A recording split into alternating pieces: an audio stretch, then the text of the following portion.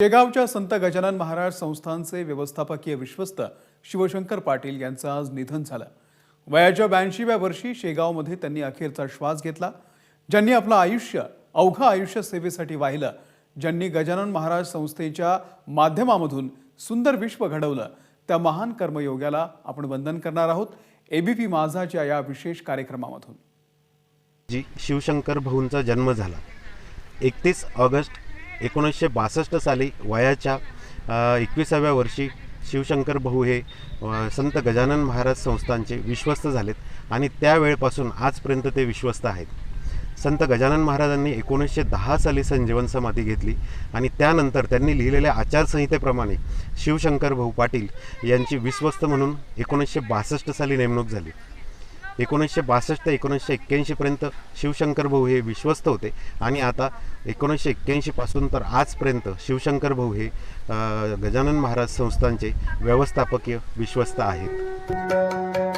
शेगावच्या संपूर्ण मंदिराचे व्यवस्थापन करण्याची मोठी जबाबदारी शिवशंकर भाऊंवर वयाच्या 18व्या वर्षी आली आणि तेव्हापासून संपूर्ण आयुष्य त्यांनी गजानन महाराजांच्या भक्तांची सेवा करणं हे एकच ध्येय ठेवलं। पण ते करत असताना शेगाव मंदिराला आणि शहराला मात्र जगाच्या नकाशावर आणलं। तितकंच भव्य दिव्य आणि देखणं आहे। शिवशंकर भाऊंच्या संकल्पनेतून साकारलेलं आनंदसागर पर्यटन केंद्र आज महाराष्ट्रातील महत्त्वाचं धार्मिक पर्यटन केंद्र म्हणून शेगाव नावारूपाला आलं ते भाऊंच्या या व्यवस्थापनामुळेच। संत गजानन महाराजांनी सर्व धर्मियांची सेवा केलेली आहे आणि संत गजानन महाराजांनी दिलेला मूळ मंत्र म्हणजे सेवा आणि शिस्त। हाच मूल मंत्र धरून शिवशंकर भाऊ पाटील यांनी संस्थानांची धुरा सांभाळली। संस्थांमध्ये हजारो सेवेकरी सेवा देत असताना त्यांची निवड कशी करावी तर शिस्त संयम हा मूल मंत्र देऊन सेवेकऱ्यांची निवड केली जाते। यात हजारो सेवेकरी हे आपल्या वेटिंग लिस्टवर असतात की आपण कधी मंदिरात आणि कधी संस्थांसाठी सेवा देतो। यात अनेक डॉक्टर वकील आणि सुशिक्षित मंडळी असतात की जे सेवा द्यायसाठी वेटिंग लिस्टवर आहेत।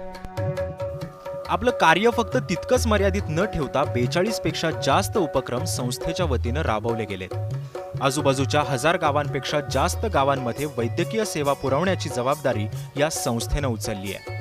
महाराष्ट्राचा विदर्भ हा भाग पाण्याच्या दुर्भिक्षाने नेहमीच ग्रासलेला असताना पूर्ण शेगाव शहराला पाणी पुरवठा असो वा आनंदसागर सारख्या प्रकल्पात लागणारं पाणी, इकडे असणाऱ्या निसर्गाच्या नंदनवनाला लागणाऱ्या पाण्याची व्यवस्था ही संस्थानाने केली आहे। शिवशंकर भाऊ म्हणजे एक कर्मयोगी ज्यांचं जीवनच त्यागात गेलं। तन दिया मन दिया और बच गया धन दिया। शिवशंकर भाऊंनी दवाखाना गोरगरिबांना आदिवासींना मोफत, फिरते रुग्णालय, आदिवासी आश्रमशाळा, धर्मशाळा असे अनेक प्रयोजन, कोविडग्रस्तांना मदत, म्हणजे श्रद्धेच्या नावाखाली अध्यात्म आणि विज्ञान या दोघांची सांगळ शिवशंकर भाऊंनी घातली आणि पूर्ण जगामध्ये शेगाव संस्थान गजानन बाबाचं नाव अजरामर करून टाकलं। भाऊंनी केलेलं मोठं कार्य म्हणजे लोकांमध्ये रुजवलेला सेवाभाव। आजही शेगावमध्ये कुठलाही मोबदला न घेता मंदिर आणि इतर परिसरात सेवा करण्यासाठी लोकांची वेटिंग लिस्ट असते। 17,000हून अधिक लोक विविध भागात सेवा देतात आणि त्यांचा कार्यकाळ पूर्ण झाल्यावर केवळ प्रसादाचा नारळ घेऊन मार्गस्थ होतात। हा अनोखा सेवाभाव भाऊंच्याच सेवाव्रतामुळे रुजवला गेला यात शंकाच नाहीये। शेगाव देवस्थान आज देशात प्रसिद्ध आहे ते सोन्या चांदीने मढवलेल्या मूर्तींनी नव्हे तर इथल्या स्वच्छतेमुळे। ही स्वच्छता राखतात तिथे निस्वार्थपणे काम करणारे सेवेकरी। श्री गजानन मंदिर असो वा भक्त निवास, आनंदसागर सारख्या 650 एकर इतक्या प्रचंड जागेत वसलेला प्रकल्प असो वा महाराष्ट्रातील सर्वोत्तम असणारं अभियांत्रिकी कॉलेज, या सगळ्याच ठिकाणी कागदाचा एक कपटा आणि झाडावरून गळलेलं पान मिळणं मुश्किल, इतकी कमालीची स्वच्छता राखली जाते। शेगाव शहर आणि तिथे ह्यांचा सगळा वावर, शेगाव शहरात तुम्ही गेला तर ते स्वच्छ नाही आहे। ट्रेनच्या स्टेशनवरनं उतरला त्यात स्वच्छ आहे पण अप्रतिम नाही आहे।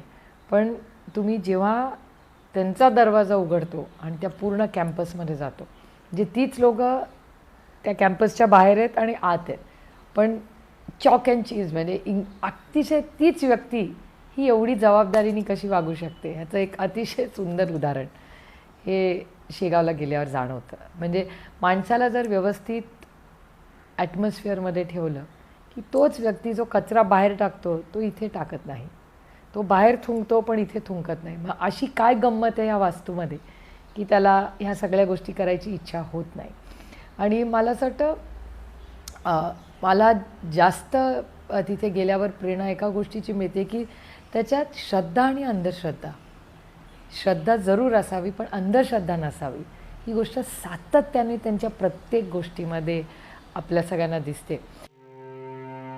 शिवशंकर भाऊंच्या जीवनाचं आणखीन एक तत्व आहे ते म्हणजे ज्या भक्तांनी श्रद्धेनं जे दिलंय तेच त्यांना त्यांच्या सेवेसाठी परत दिलं.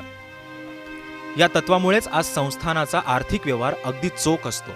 आणि अगदी अलीकडल्या काळात आपण सगळ्यांनीच ऐकलेलं उदाहरण म्हणजे कोरोना काळात कोविड सेंटर उभारणीसाठी सरकारने शेगाव संस्थानाला 8 कोटी रुपयांचा निधी दिला. पण शिवशंकर भाऊंच्या संस्थानाने 2 कोटी रुपयात काम करून उरलेला निधी सरकारला परत केला. त्यांच्याबद्दलचा एक प्रसंग तर अतिशय प्रसिद्ध आहे. तर आपल्या नागपूरचे विक्रमजी पंडित साहेब हे अमेरिकेतील सिटी बँकेमध्ये फार मोठ्या पोस्टवर आहेत. त्यांनी गजानन महाराज संस्थान शेगावला 700 कोटी रुपये देण्याचा संकल्प केला, पण आदरणीय शिवशंकर भाऊ पाटील यांनी एवढी मोठी रक्कमसुद्धा विनम्रपणे नाकारली. अशा महान संत कर्मयोगी शिवशंकर भाऊ पाटील यांच्याबद्दल कितीकही बोललं तर ते कमीच राहील. भाऊंनी जसा जास्तीचा पैसा नाकारला तसेच त्यांच्याकडे चालून आलेले मान सन्मानही नाकारले. पद्म पुरस्कारांसाठी शिफारस होऊनही त्यांनी वेळोवेळी तो नम्रपणे नाकारला. प्रसिद्धी नकोच असल्याने त्यांनी केलेल्या कामाबद्दल कधी मुलाखतीही दिल्या नाहीत. भाऊ म्हणजे माझ्यासाठी मी भाऊंना खूप वेळा चिडवून पण म्हटलं माझी अंधश्रद्धा तर नाहीच आहे, पण माझी तुमच्यावर श्रद्धा आहे आणि मला त्यांच्यामध्ये देव दिसतो. आणि त्याच्यामुळे मी जेव्हा जाते, मी मंदिरात जरूर जाते, पण मला त्यांच्यात देव दिसतो. सगळी सुख, पैसा, मान सन्मान नाकारून सचोटीने, प्रामाणिकपणे, नम्रतेने आपली सेवा गजानन महाराज आणि भक्तांप्रती अर्पण करताना शिवशंकर भाऊ पाटील यांनी पूर्ण जगापुढे एक वेगळा आदर्श ठेवलाय.